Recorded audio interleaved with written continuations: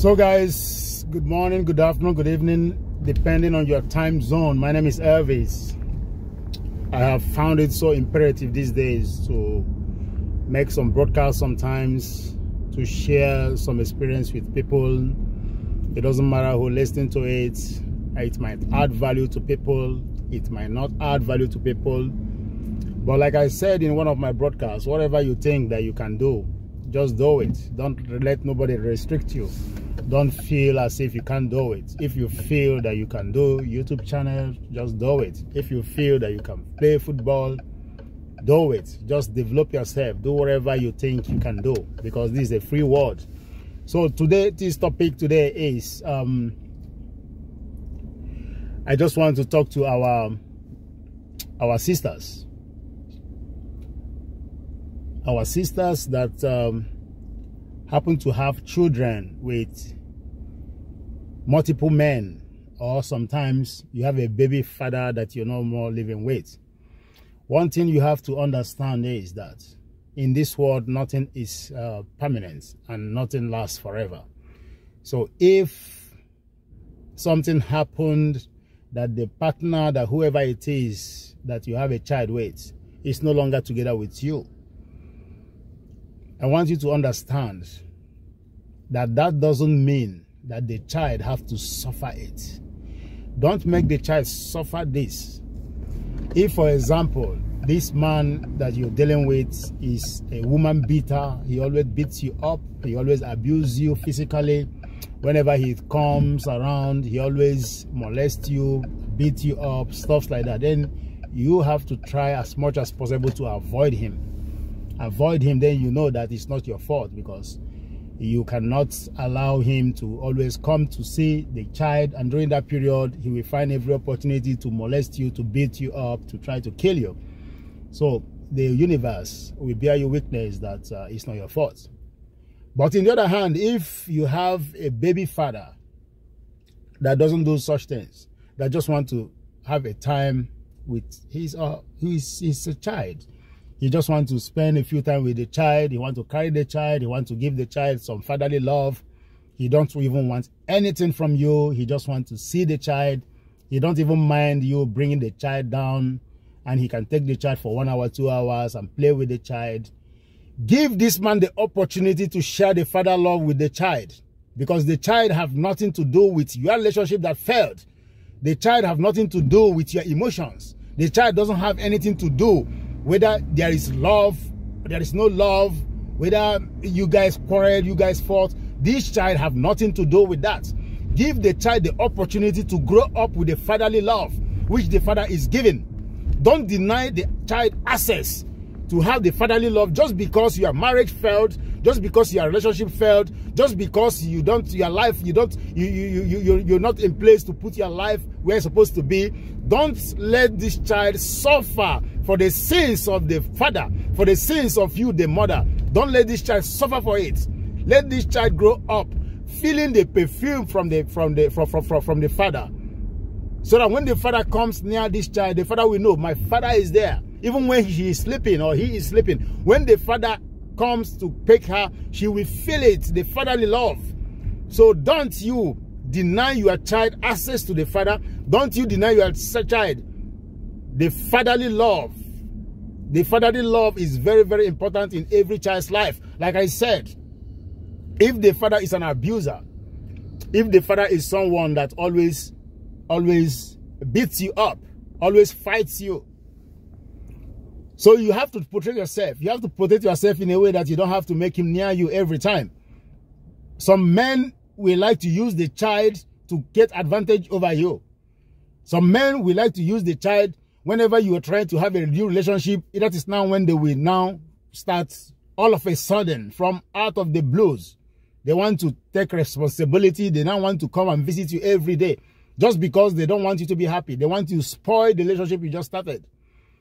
These are things you have to take care of. You have to know the intention of this man. Is this man really coming because of this child? Or is this man coming because he knows now that you're having a new boyfriend and he's looking for every avenue to call you middle in the night when you're having sex with your new boyfriend just because of the child? You have to know when this man is a toxic man. If the man is toxic, if the man is someone that just wants to spoil everything, he don't want your happiness, he's only using this child as an influence to disturb your life, then you have to take precaution and you have to set the rules. You have to tell him when to see the child. If the rules you said doesn't make sense, he don't want to take it, and you know this man is doing all these things just to disturb your life, then you can say, okay, you must not see the child. It is then what it is. Because you know between you and your God, between you and the universe, that it is not your fault that the father is not seeing the child. It's because the man is a toxic man. Because the man, whenever he come around to see the child, he only beats you up, molests you, and abuses you and all stuff like that. But if he's a man that just wants to see his child, make sure you provide the atmosphere, the avenue. You guys must not go to drink coffee together. You guys must not eat ice cream together. The love is over, is over. There is no relationship. This guy, this man just want to be there for his child. So you make sure as a woman that you don't deny this child access to the father. Because when you do, all the prayers you're praying in this world will not work. God will see that you are denying the child access to the father. God will see that you are denying the child access to the father just because you are depressed, just because your own relationship doesn't work. Why not allow this child to grow up so that her own or his own relationship, when he's old enough to have a relationship, so that he will have that fatherly love. Maybe that fatherly love is something that will shape his own life, for his own life to work. So because you failed in life, because your own doesn't work, doesn't mean that you have to put obstacles for the newborn baby. You have to make sure that the newborn baby don't make the same mistake that you did. If you have some childhood trauma, if you have some childhood problem, you have to make sure you avoid this childhood drama and the problems for this new child. And secondly, don't fight in presence of a newborn baby. You might think the baby is small. You might think that the baby doesn't know anything. When you are fighting in presence of the baby is absorbing everything. The baby might not say stop. The baby might be sleeping, but the noise, the sound of the fight will be in her system, in her brain, and she will grow up with that. When this baby starts getting aggressive in the future, you don't know where it's coming from. You don't know that because of the whole fight, because of all the home abuse, all the fight, all the shoutings in the house when she was an infant, that is what built her brain. When the brain is very, very, very, very tender, allow this brain, tender brain, to grow with positive energy. If you want to fight your partner, don't fight your partner in presence of your newborn baby, in presence of your children, because these children will grow up with this. These children will grow up with the things you say in your mouth.